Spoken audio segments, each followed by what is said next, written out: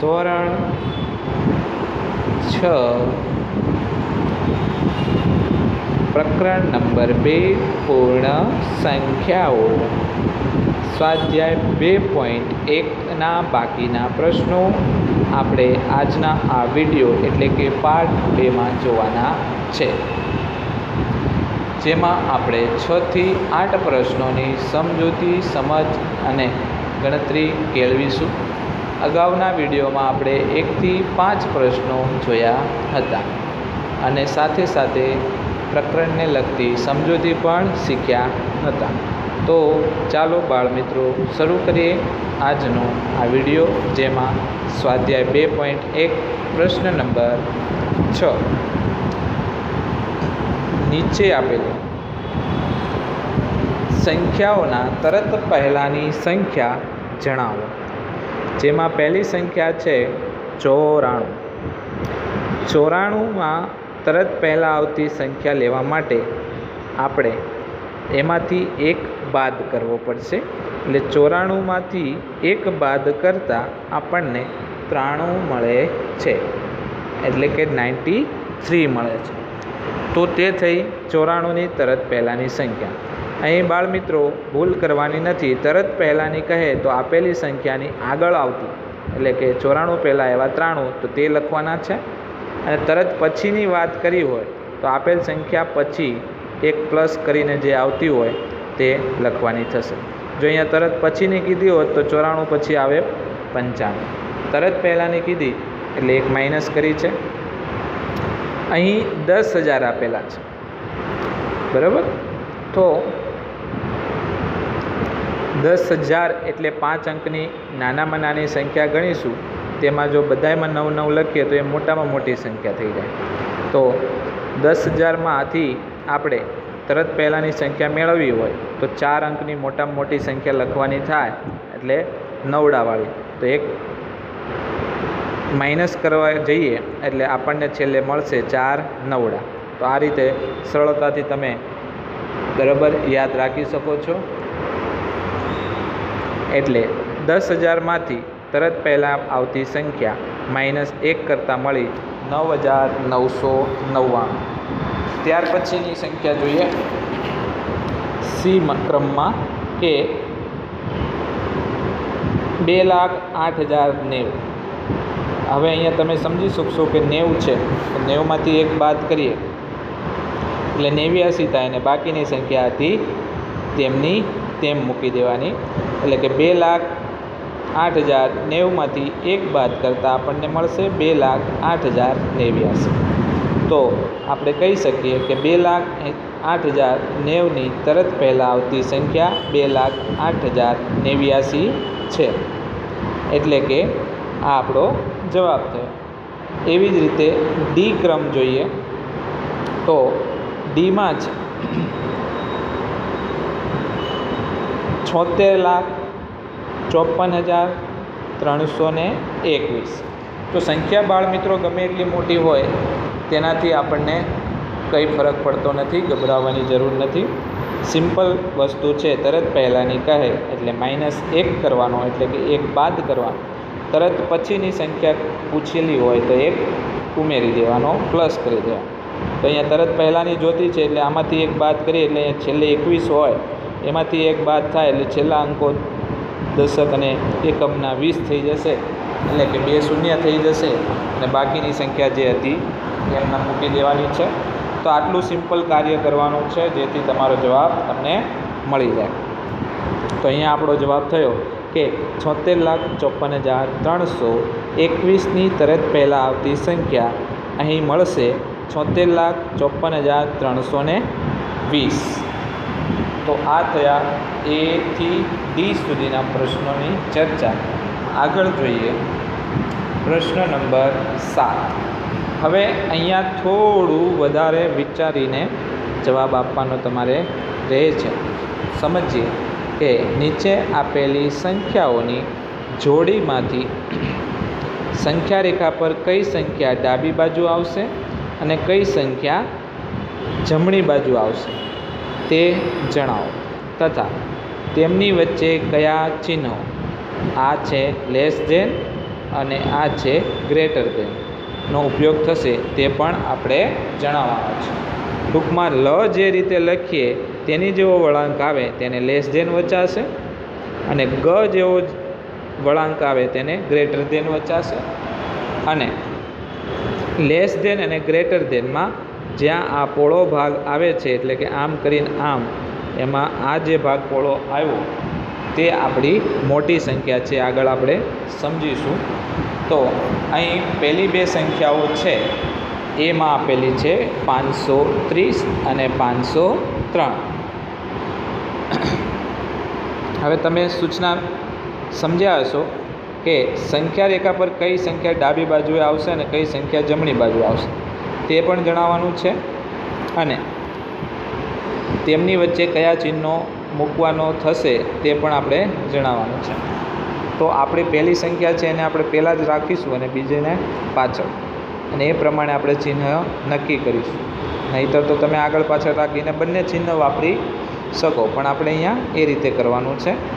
પહેલાં સંખ્યા રેખાની વાત કરીએ તો સંખ્યા રેખાની વાત કરીએ તો માની લો કે આ આપણા 503 આપણે લઈ લીધા અહીં.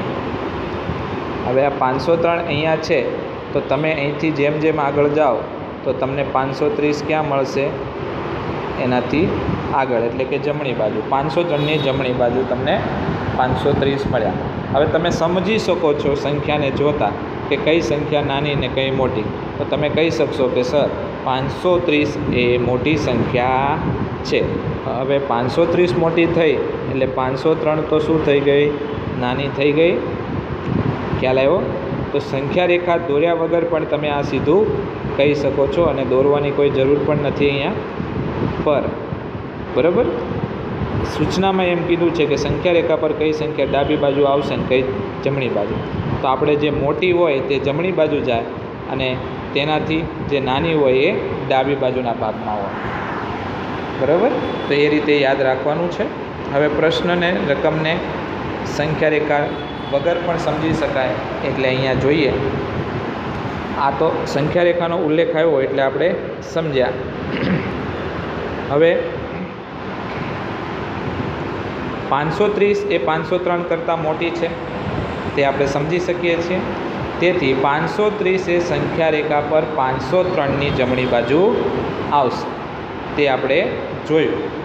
એટલે એને લખવા માટે આપણે 530 મોટી છે તો મેં કીધું તેમ પહોળો ભાગ છે ત્યાં મોટી સંખ્યા લેવાની. એટલે આપણે ગ્રેટર દેનની નિશાની મૂકી અને તેની પછી લખી નાખ્યું 503. એટલે 530 ગ્રેટર દેન 503. આનો મતલબ એ જ થાય કે 503 કરતાં 530 મોટી છે, અથવા 530 એ 503 કરતાં મોટી છે. બરાબર? એવી જ રીતે બીમાં આપેલું છે 370 અને 307. તો 307 મોટી કે 370? તો તમે તરત જવાબ આપશો કે 370 મોટી છે. હવે 370 મોટી છે તો એ જમણી સાઈડ હોય અને 307 તેની ડાબી બાજુ હોય. પણ આપણે નાનીને સંદર્ભમાં રાખીને કહીએ તો અહીંયા લખ્યું તેમ 370 એ 307 કરતાં મોટી સંખ્યા છે.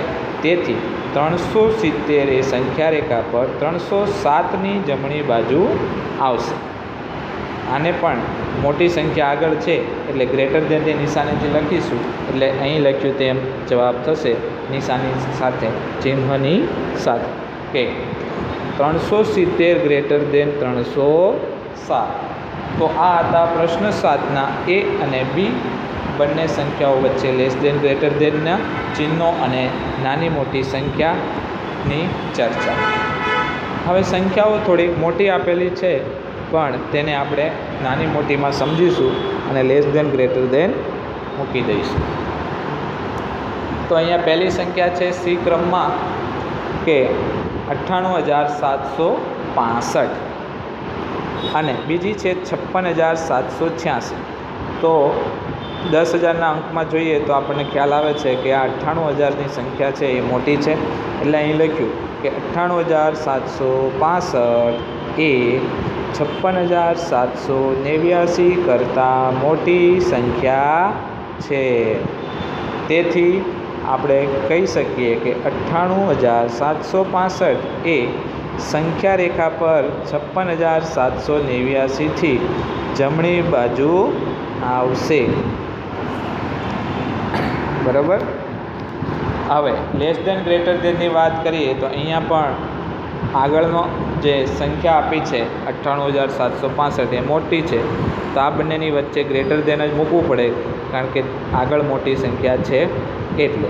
તો એ પણ આપણે લખી નાખ્યું, એટલે આપણો જવાબ થયો 98,765 ગ્રેટર દેન 56,789.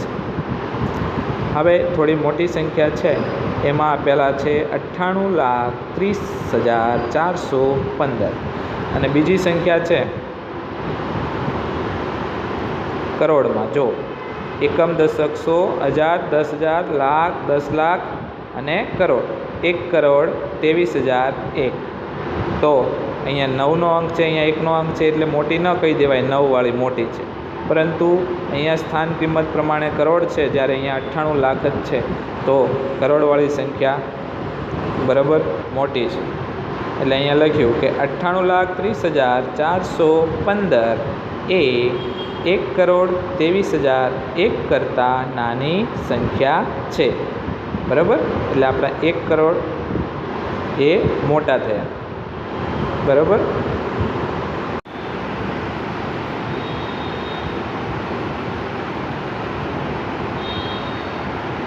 અહીંયા પ્રશ્ન નંબર ડી જોઈએ તો 98,30,415 એ 1,23,001 કરતાં નાની સંખ્યા છે. હવે તેથી 98,30,415 એ સંખ્યા રેખા પર 1,23,001ની ડાબી બાજુ આવશે. એટલે આપણે ચિહ્નોની વાત કરીએ તો અહીંયા એ, બી અને સી ક્રમમાં આગળની જે સંખ્યા હતી તે મોટી હતી, જ્યારે અહીં ડીમાં આપણી 1 કરોડવાળી એટલે આ પાછળની સંખ્યા મોટી છે. તો અહીંયા નિશાની ગ્રેટર દેનની જગ્યાએ લેસ દેન મૂકવાની રહેશે. એટલે આપણે ચિહ્નમાં લખીએ તો જવાબ થશે 98,30,415 લેસ દેન